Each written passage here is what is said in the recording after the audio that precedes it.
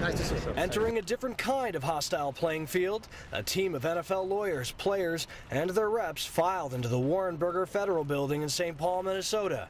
Absent was Tom Brady, Peyton Manning, and Drew Brees, the three highest-profile plaintiffs. Good morning. Good morning.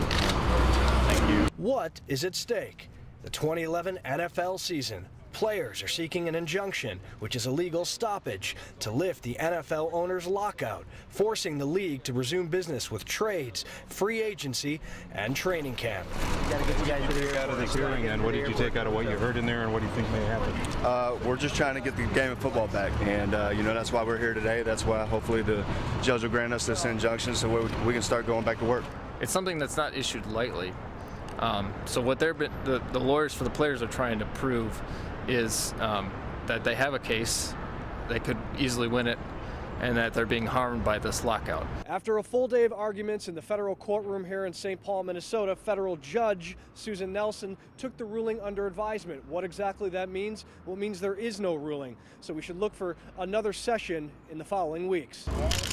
Hey, look, today the players of the National Football League argued to get our games back in the hands of the players and back in the hands of the fans.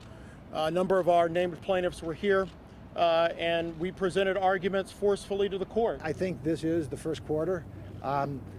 Hopefully, we can divert the game back to the playing field and away from the federal courts. Judge Nelson urged the two sides to get together and mediate the labor dispute. That's certainly something that we would consider, because any way to get the players back to being on the field and playing for the fans and for the players would make sense. While players in the NFL try to work out this major labor dispute, what can NFL fans expect?